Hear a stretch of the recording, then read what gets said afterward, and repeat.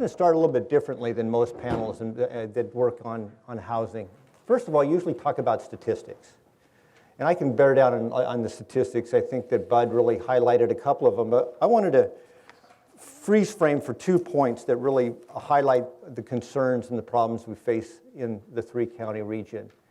I looked up a number of data bits, and each data bit pointed to really a dynamic problem that we all face. It's that there's a housing shortage, supply, and the cost is rising. There's a number of reasons that we can go through to discuss that, but one of them from the Census Bureau, which is a report from 2009 to 2014, highlighted 2 points that I want to make very clear. One, the home ownership rate on all of the three counties is over 50%, 62% in Monterey County. But the multifamily units, which is a majority of the folks that we want to try to find homes for, is in the bare 20s, 16 and 17%. The disparity of available homes by the market, i.e. cost of living for housing that Bud mentioned this morning, $750,000 in Santa Cruz County. It's $628,000 in Monterey County and $430,000 in San Benito County. And the dynamics is the rent increases follows the same track. As the housing prices go up, the rent costs go up. Distinguishing the fact that we looked at a survey looking at national trends, and if you look at the national trends on this, and I know it's very, very tight to read, but Santa Cruz County is peaking at the highest level of regions around the United States. And that's just alarming when you look at the number of households. We have 107,000 households in Santa Cruz County. Yet we have a double of the needs. So we're not meeting the needs. But let's move on to what the real reasons we're here this morning. We're here, one, to take a look at the crisis, the what, the challenges, the why, and the opportunities, the how. And these are the how experts that I have up here today. Brief explanation on the problem. We have bent up demand because the economy revved up in the last 2 years. A lot of the people that live in this community work somewhere else. Why? Because the job market isn't as robust as it needs to be. I like to look at things that I call the 4 pillars of a community. One, you have a house, a roof over your head. You have food on the table. You have a healthy lifestyle. And then you have a job. And if you have those 4 things, no matter what social economic strata you're coming from, life's okay.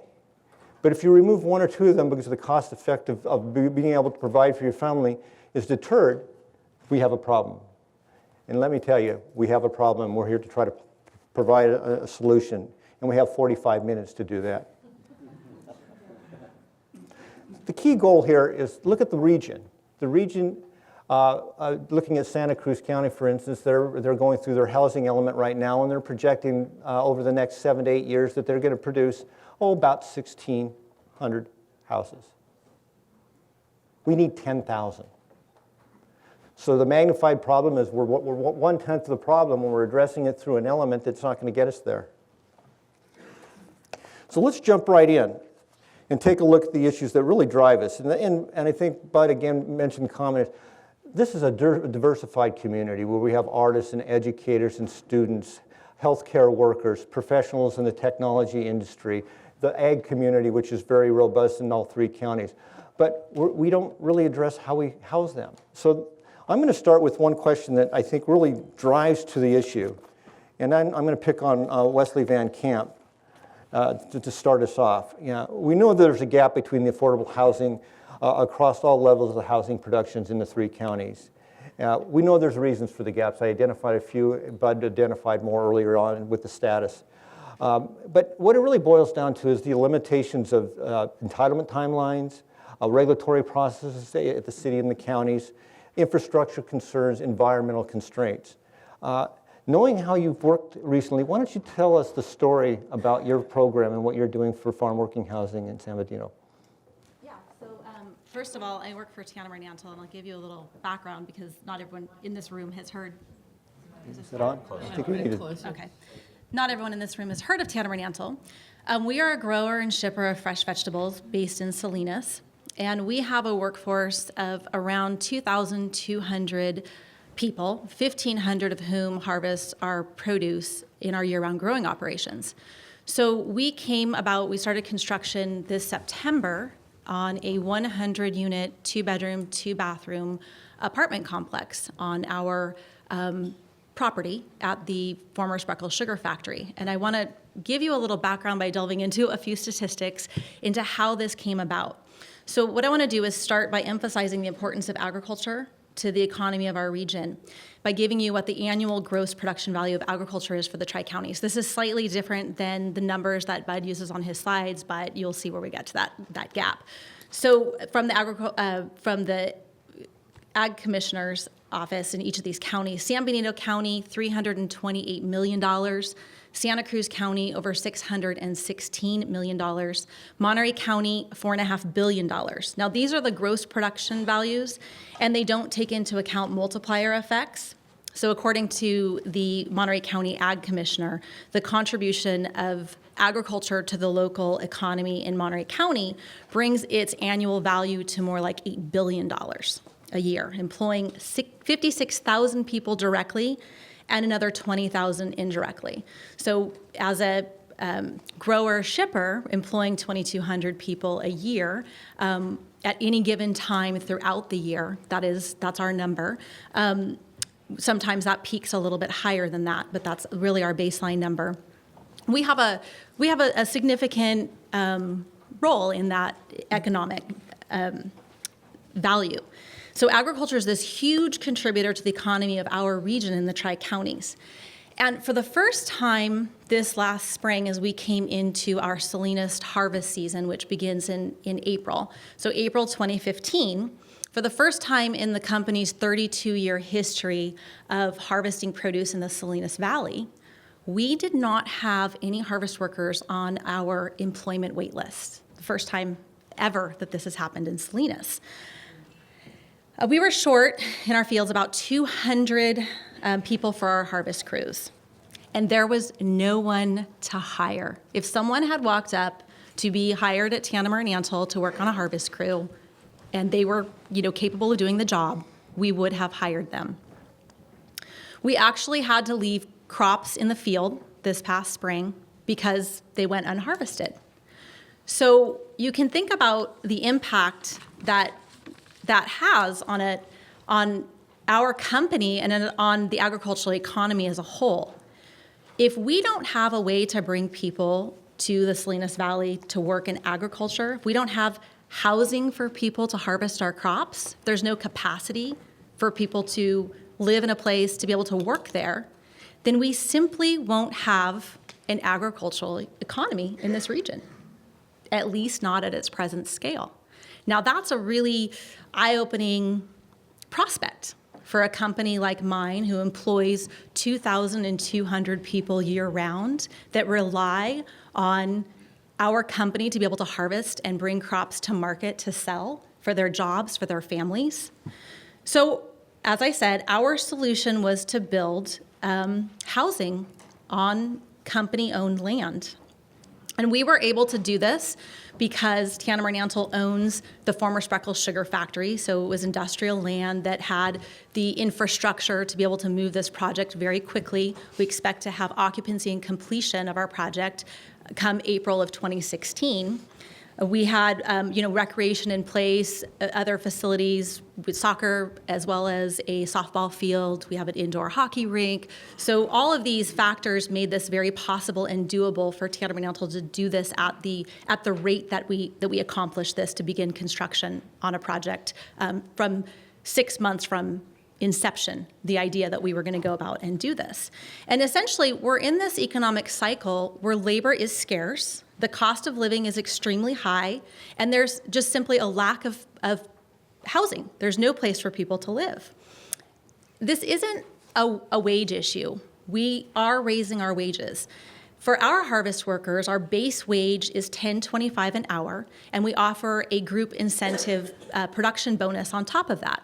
So really the nut that we're trying to get for our employees is about a $15 to $16 an hour wage.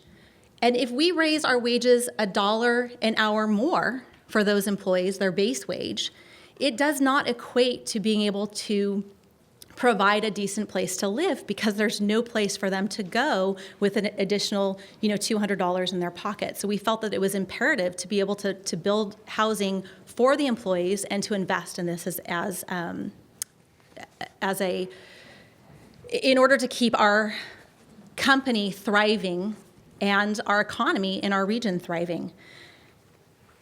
So I think that it is really important that we look at this as a solution that employers need to come to the table and start investing in housing for their employees.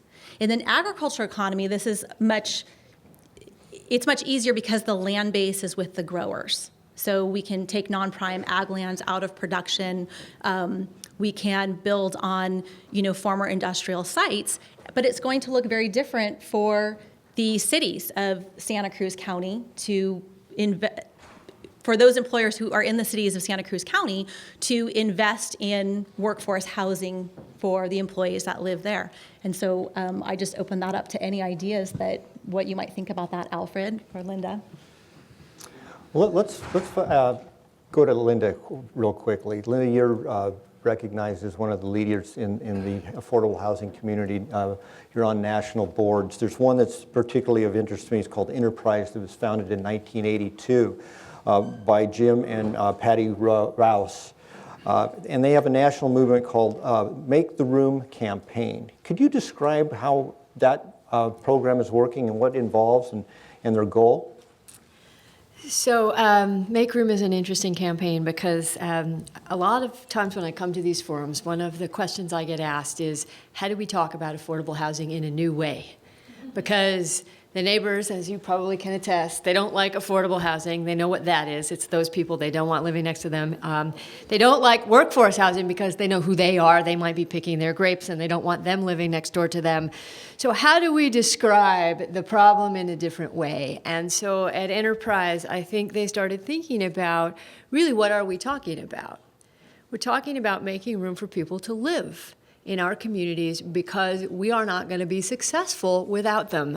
When 1/5 of this region doesn't have enough food to eat and we're not picking all of the food in the fields, we have a problem, and we're not picking because the people can't live here. And at Eden, we house those people. We recently merged with South County Housing, so we have 1,600 units in this region, ranging from Gilroy down to Soledad, where we've recently started working on a new farm worker community. We're rebuilding one that was significantly substandard, and I think Alfred can talk to this.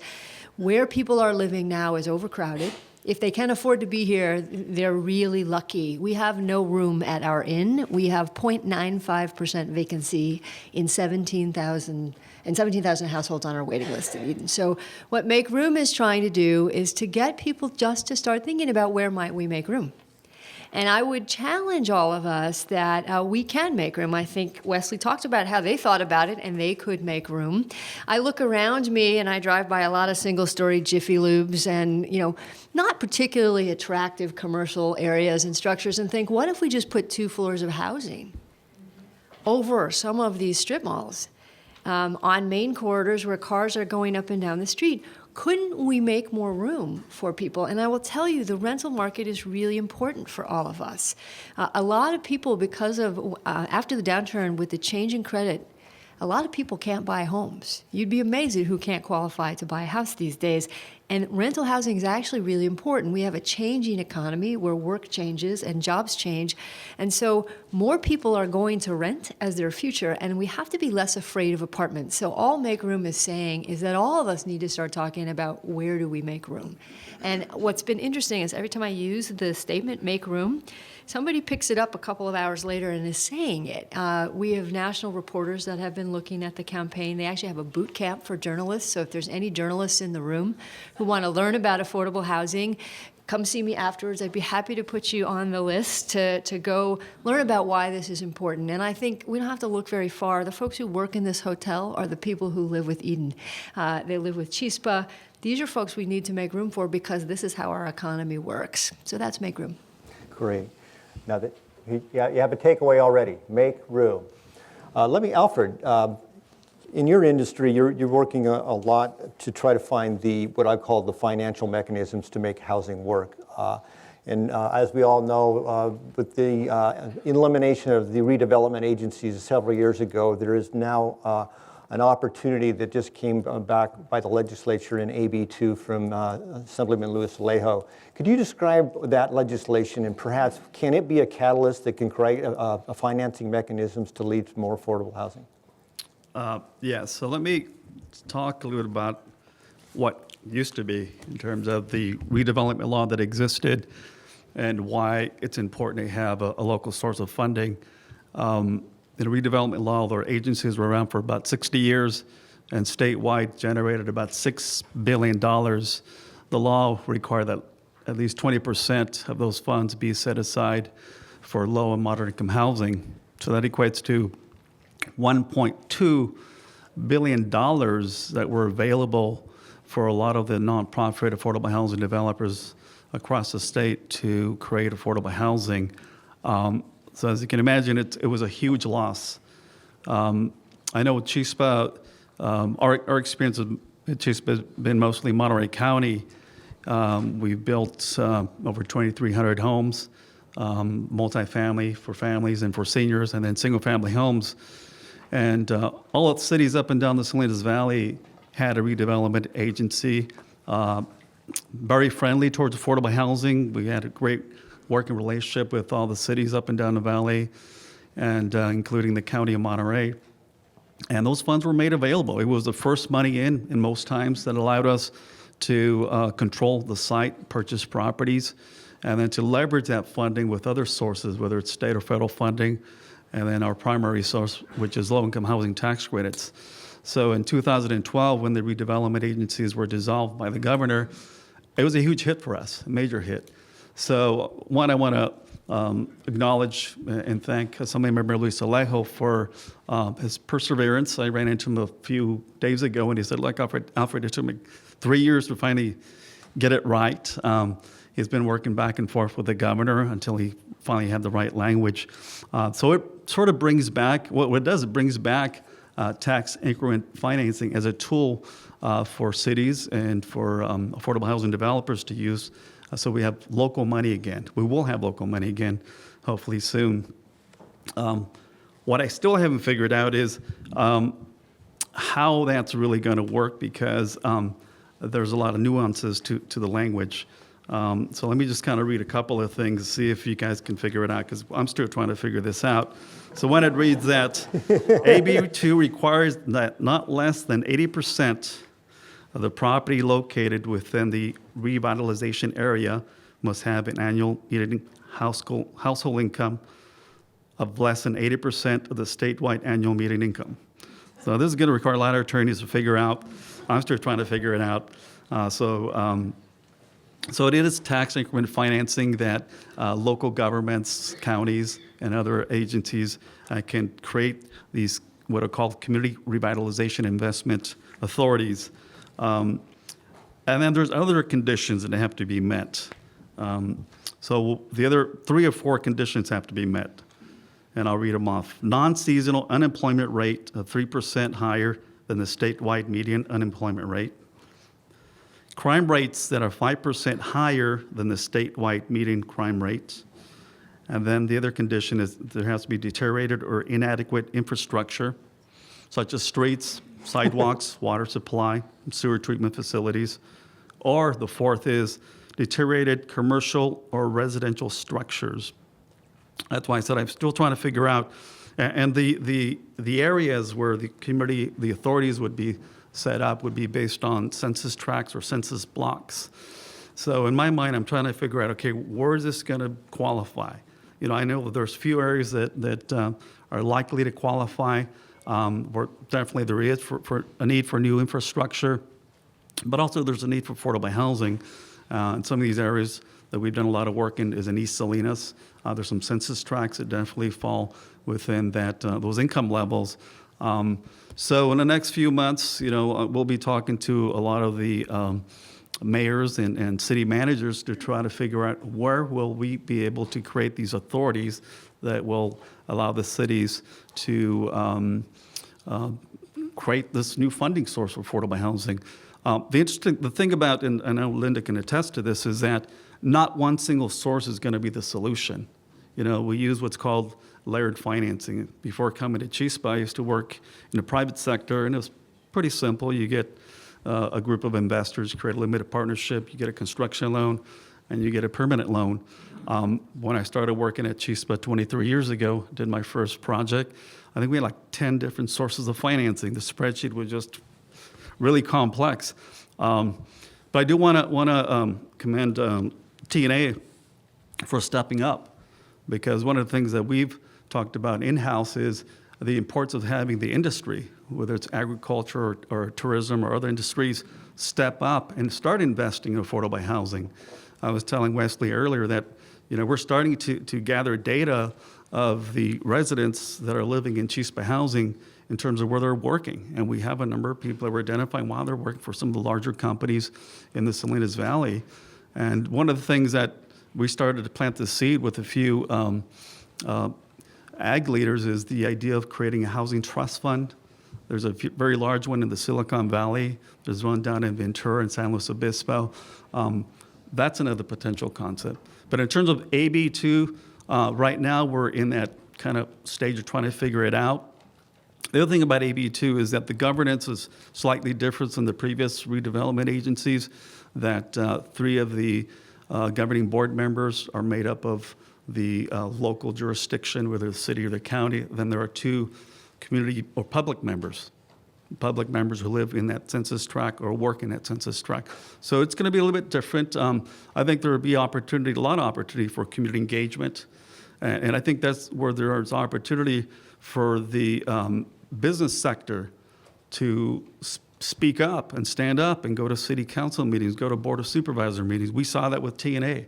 I mean, it is great to see this diverse group of people to come together at a board of a supervisors meeting and standing up and saying, what, we support TNA. We did that at Chispa. And the reason we did so when we took it to our board was because we believe that additional affordable housing or additional housing period was going to help with some of the pressures that we see in many of these cities. People are living 2 to 3 families per household. So the more housing, the more supply, and the more proposals are out there for supply of housing, we're likely to get behind that. So if you're a business that are interested in providing housing for your workforce, talk to us. We'd like to help and advocate for more housing. Well, let's switch gears here a little bit, since we talked about affordable housing for the workforce in Salinas and in the regions.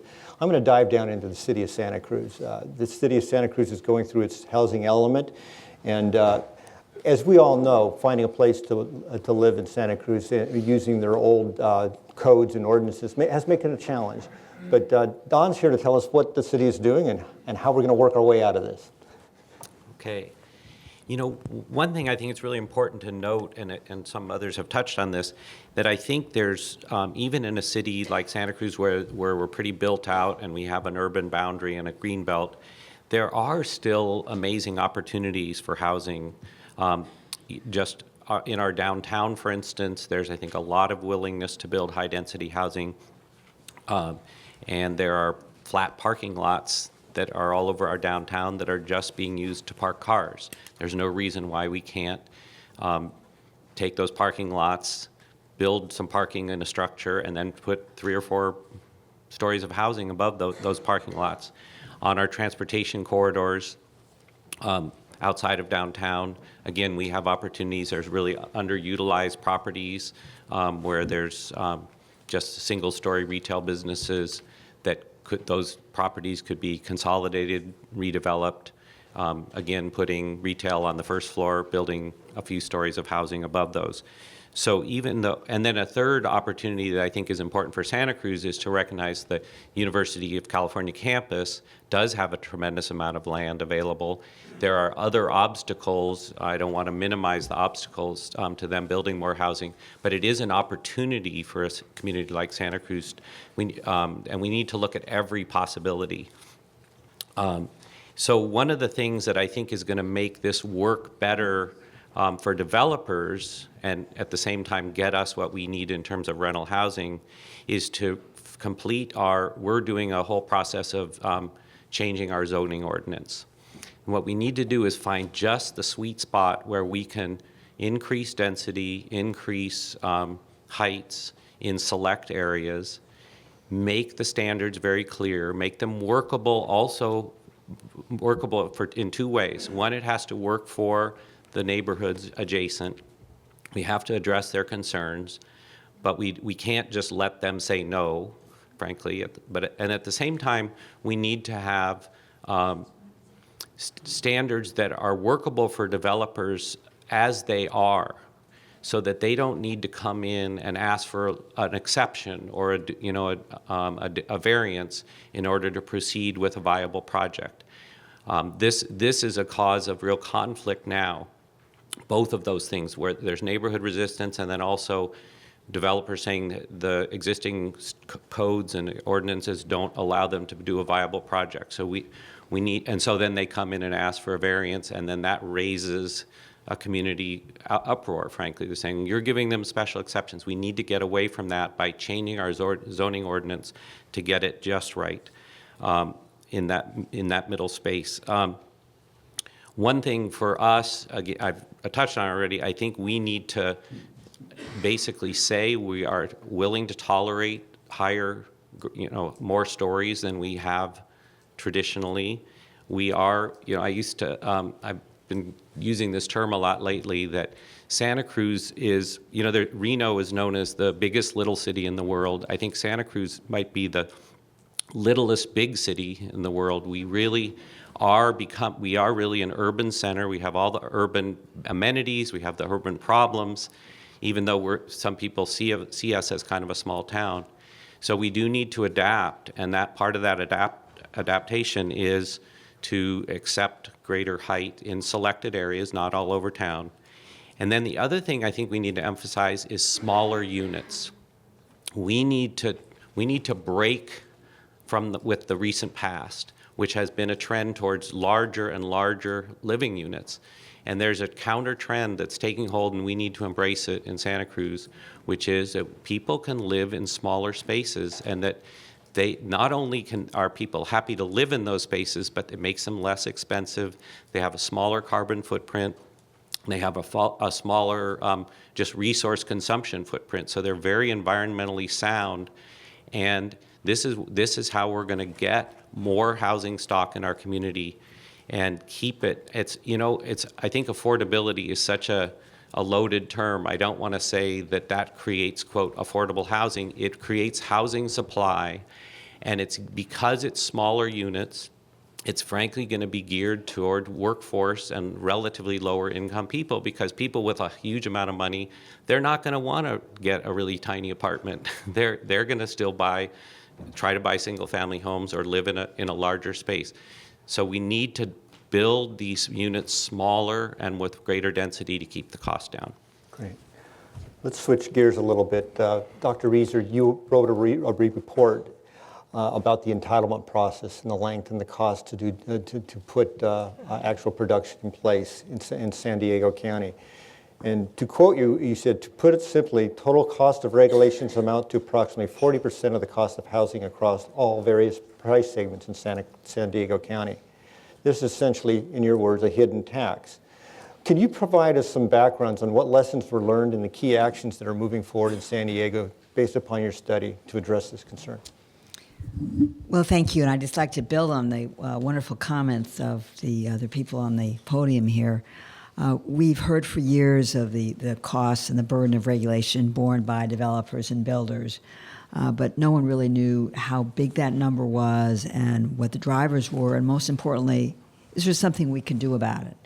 And so we undertook the task to look at the total cost of regulation, starting from the entitlement through the mapping process, building the plans, putting up the infrastructure, getting all the building permits, and then finally building the house or the apartment.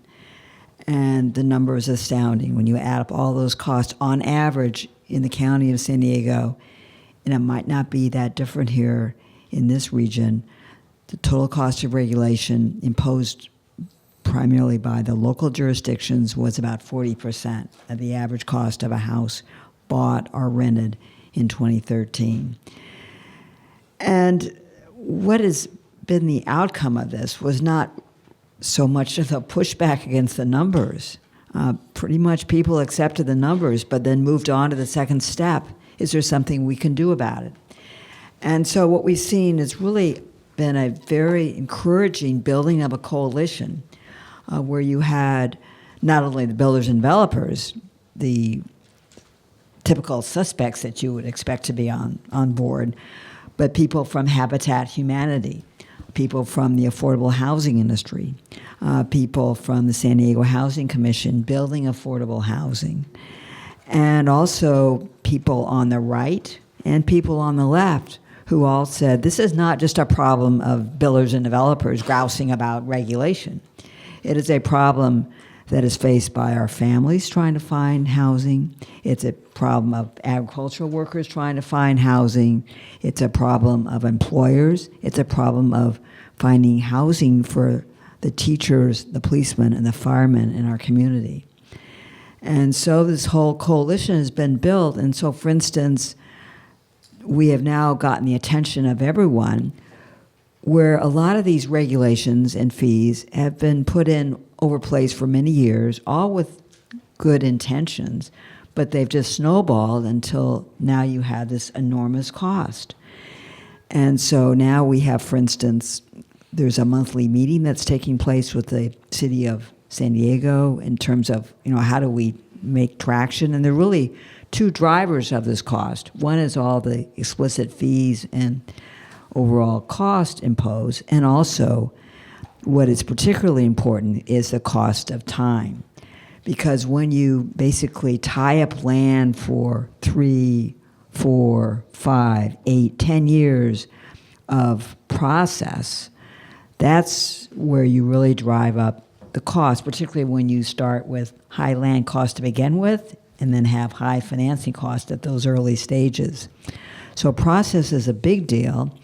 And we just met a couple days ago with the county of San Diego, and they basically have clean house at the overall offices that are involved with permitting, et cetera, bringing in new people who are now focusing on can we streamline processes so that we set benchmarks for getting a permit or a project approved. And then we have basically a no late hits policy so that when you finally get a project and a plan approved, there are no more legal challenges that can take place. And so these are a couple of innovations that are taking place, and I think basically everyone is kind of getting on board to saying, yes, we want to have safe housing, healthy housing, but we also want to be able to move the needle to reduce the regulatory cost. And indeed, our study found that if you just reduce the cost of regulation by 1%, you can provide housing for another 1% of your households. And that's a big deal. You don't have to totally abandon all your regulations and all the things you put in place. Just move the needle a little bit. Doctor, thank you. 1-to-1, hear that? I'm going to turn the corner here. Alfred mentioned an organization called the Housing Trust, and there's one of our panelists that's involved with the Housing Trust in Silicon Valley. Perhaps, Linda, you can give an overview of what that organization is doing and how they started.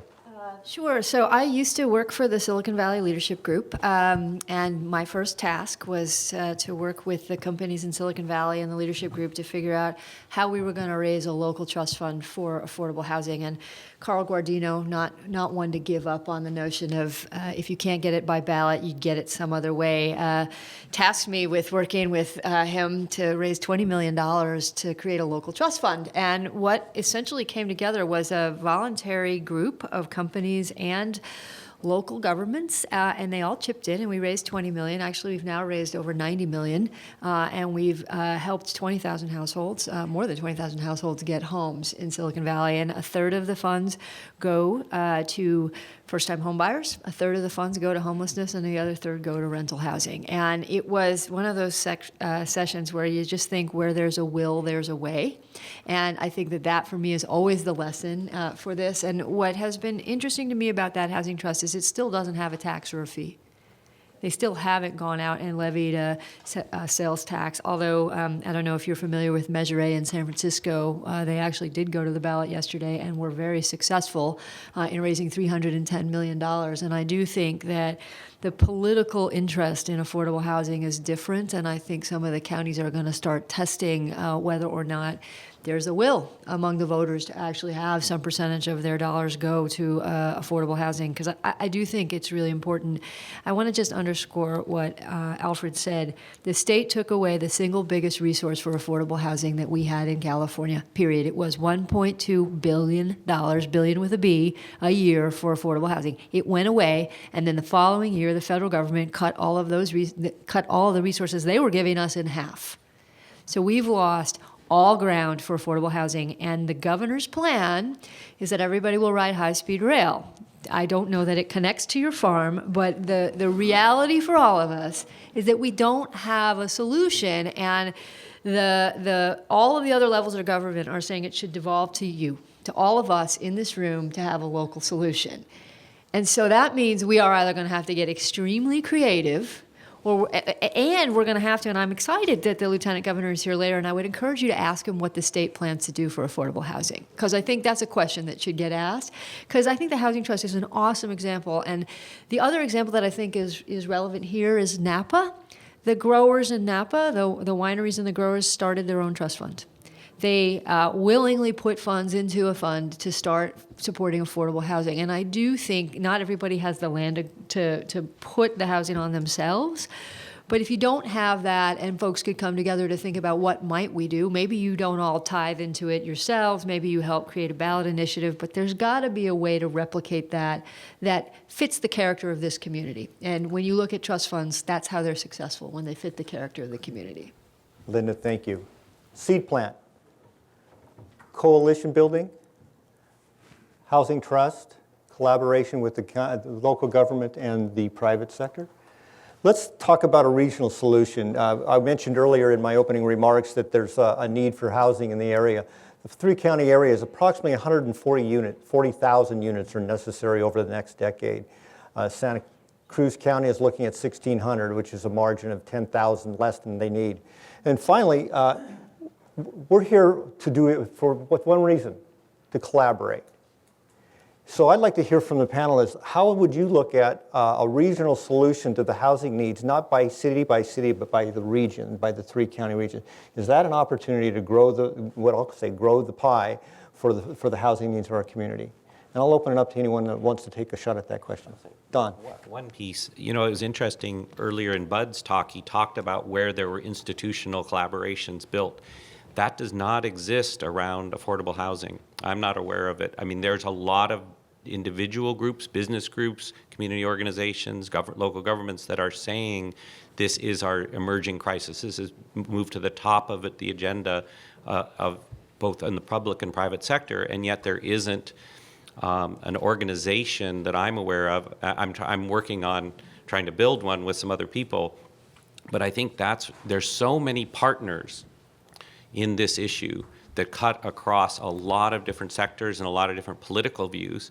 And I think it's just incumbent upon us to actually organize, build organizations, recruit organizations who are interested in this issue, so that and then it has a local, a city by city, county by county impact, that when there's a political need to show up in support of affordable housing, that there are hundreds of people to do that. Because right now, you have generally in a neighborhood, there's a natural constituency that's wary of new housing projects, but there is not a natural constituency to show up on the other side, and we need to organize and build that.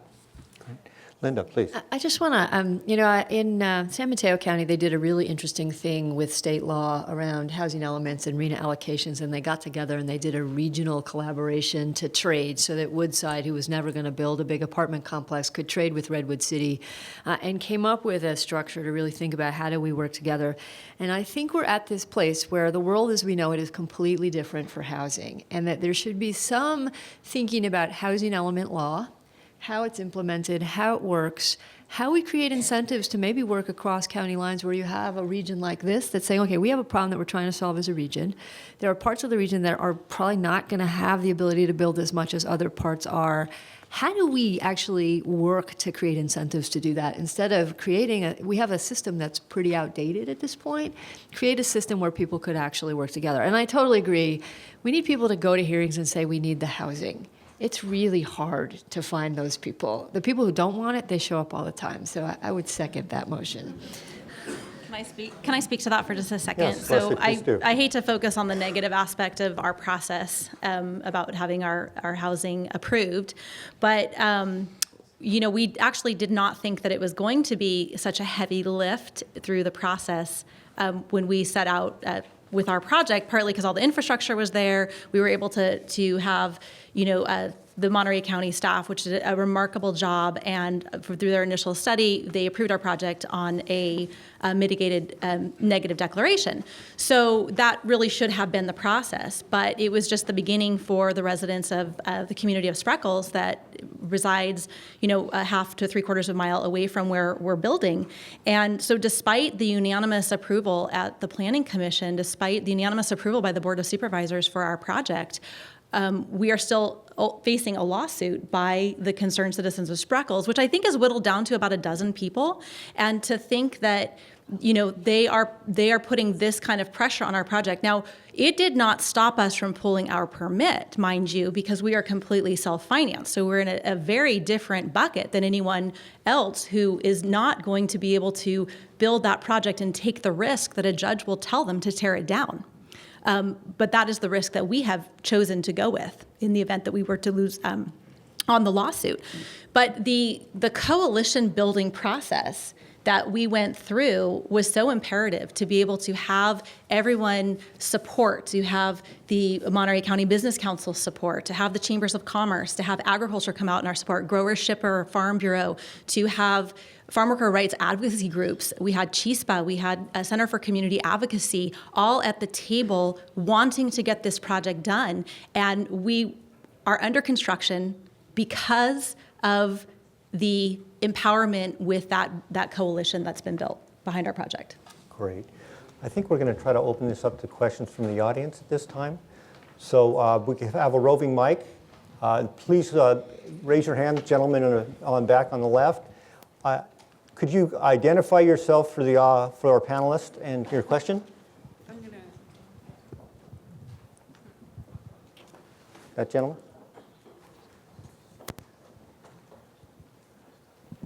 Hello, my name's Andrew Muller. I'm with Tech Raising, and I have a question. I know that we all agree that the rental market has a large impact on housing in our region, and there's a new factor that's impacting that rental market greatly, and that's Airbnb. We see Airbnb raising rental prices and decreasing demand. I have numerous friends who are or people I know who've turned their rentals into long-term rentals into short-term rentals. I know this is new, but do you have any ideas on how to address this issue? Don, you want to take that since you're at the city of Santa Cruz is working on it? We're right in the thick of that issue in the city of Santa Cruz, and I know other communities, especially on the coast all over California, are dealing with it. I think it is going to require a willingness on the part of government to have regulation there. It doesn't have to be regulation that says there can be no Airbnb, but it has to take into account that, the greatest need we have in our communities right now is for affordable housing more than our need for visitor accommodations. And that's a tough sell because, again, some of the organizing around this is natural that people who do Airbnb or do vacation rentals of different kinds, they're a very well-organized, identifiable group, whereas the people who are suffering as we lose those housing units, we don't know who that is in particular. We know there's a lot of people out there who are experiencing that challenge. So I think we just have to, again, do some organizing, but also not try and slam the door on Airbnb. That's not going to work. It's just kind of finding a way to balance it, and so that we don't lose very much of our housing stock to vacation rentals. Can So yesterday, San Francisco voted down the restrictions on Airbnb to take it down to, I guess, 75 days from what is now 90 days. And that was instructive because Airbnb spent $10 million trying to defeat that. So they are loaded for bear. My thought was that maybe that should be the source of funding for our trust funds in some of these counties, that the TOT tax should be increased by some dollar amount per Airbnb unit, and that money should be taken and used in Santa Cruz and Marin and all these other counties. I mean, West Marin is turning into a ghost town. I mean, we have people going and testifying at hearings saying, nobody is living here. You can't provide services. I mean, it's really a huge challenge out there. They're like, what do we do? So, yeah. Other questions? Can we get a mic to this gentleman? You ready? Okay, Robert, please. Well, we'll see. Hi there, Robert Singleton, policy analyst for the Santa Cruz County Business Council and also government affairs director for the Santa Cruz County Association of Realtors. So you guys have answered a lot of my questions regarding in terms of combating neighborhood resistance. I think the coalition building is the key to kind of showing up to these meetings and really kind of representing the other side of the story about how great this need is. So I want to ask you another question, which is, in a post-redevelopment world, what is the role of the government, especially local governments, in helping to provide affordable housing? Alfred, why don't you take that shot? That's an easy question. Yeah, I can address that.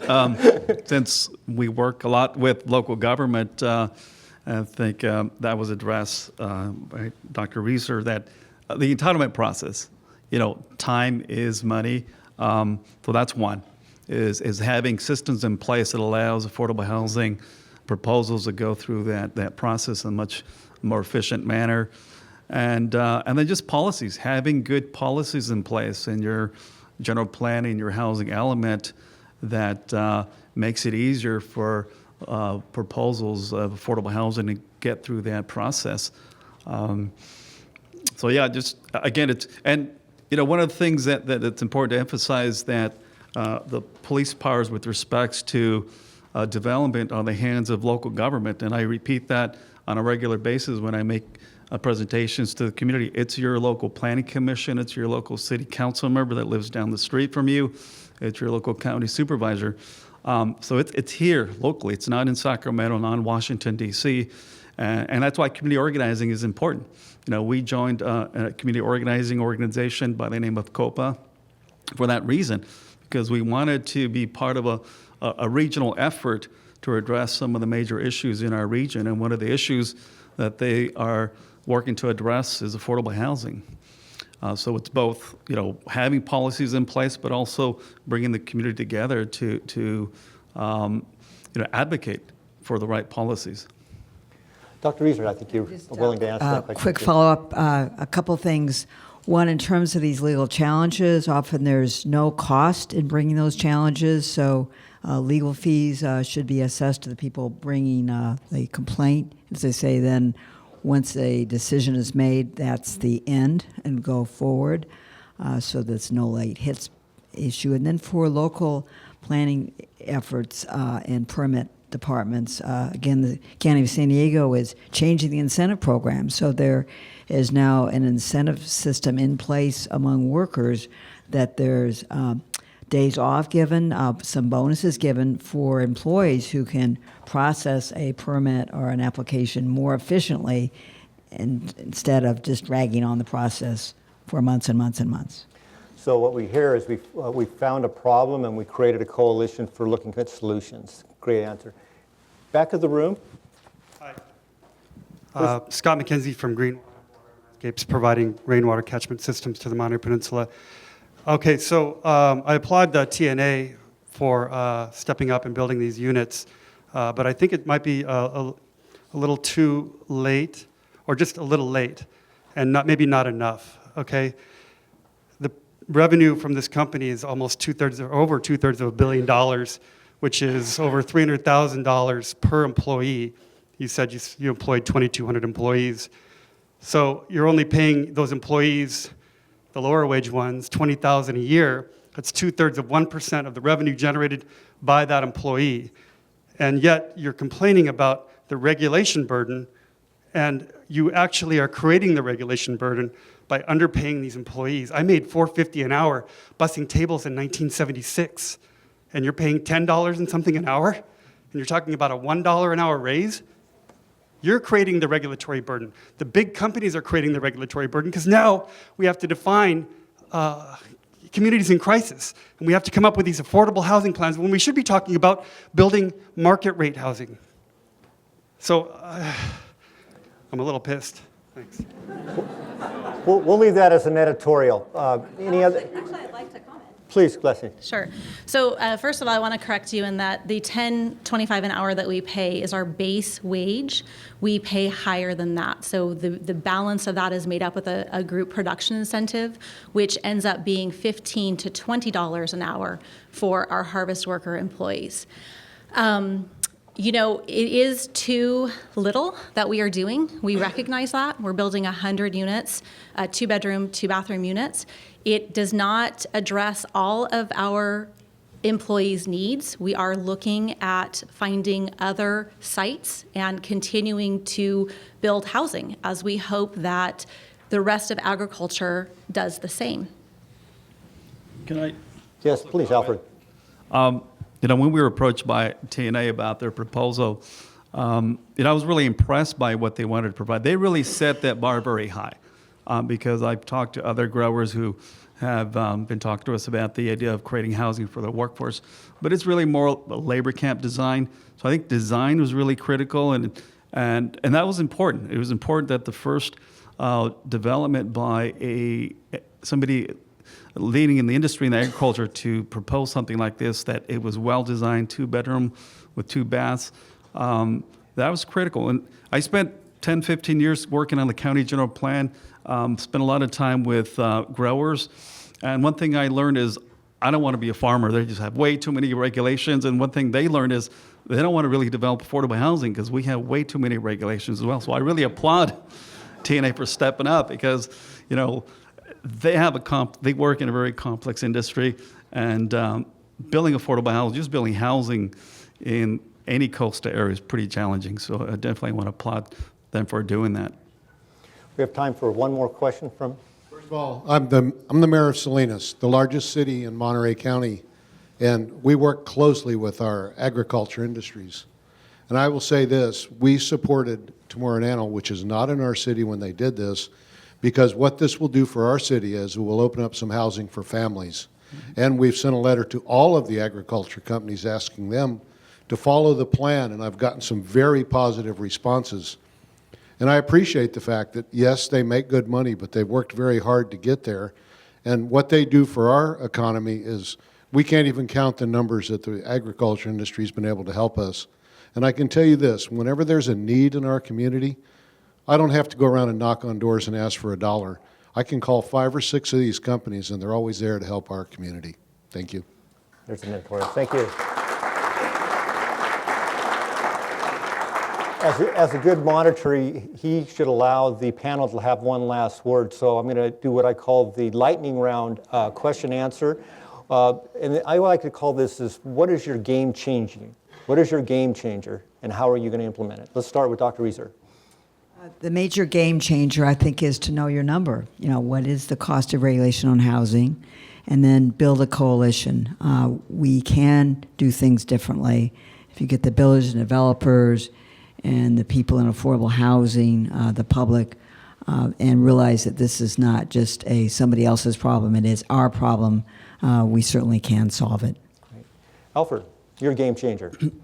We're spending a lot of time right now just really telling our story about what affordable housing is and the people. It's about people. It's not about just housing itself. And a lot of the affordable housing developers are doing more than just housing. It's really housing plus services. We build community centers. So it's really creating a quality community for working families and people with special needs and seniors. So that's the point I want to make it. And we just need to spend more time. And we talk about this among affordable housing providers, that we need to spend more time telling our story about what affordable housing looks like. It's quality housing, and the people that are there, and the services that we're providing. We partner with many nonprofit organizations like the YMCA, Boys and Girls Clubs, and so forth. We have music programs, we have arts programs. So the face of affordable housing is something that we really just need to emphasize, that it's a different face than what most NIMBYs think of. Great, Alfred. Game changer, Wesley. So for us, the game changer is really it's employer investment in workforce housing. So we're kind of, I think, at a crossroads. We're at a place and a time that the employers have to be a part not just of the discussion, but they have to be a part of the investment into their workforce housing. And that may be the same for UC Santa Cruz or CSUMB. So it's not just providing the housing for the faculty, but providing the housing for the rest of the workforce that works on campus. We have 30 seconds each for Linda and Don. Your game changer, Linda. There is no single silver bullet, Casey. So the game changer really is political will, the people in this room, and all of us having better policy to make this stuff happen. And I would, if I had one thing I could do, I would change CEQA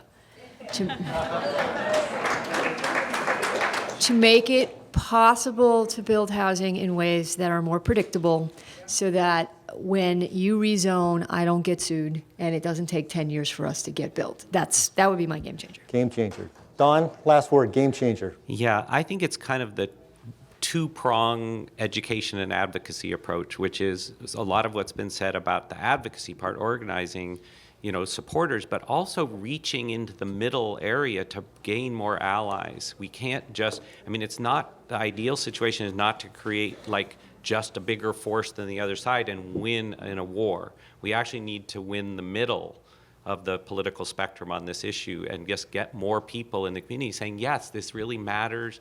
This is my community. We do need to preserve something really important in our community by having more affordable housing. So I think it's that dual approach that's key. Thank you, Don. I'm going to just summarize, and I know Irene's going to come up and do a summary of the panel. One, would you please join me and give a round of applause for this great group?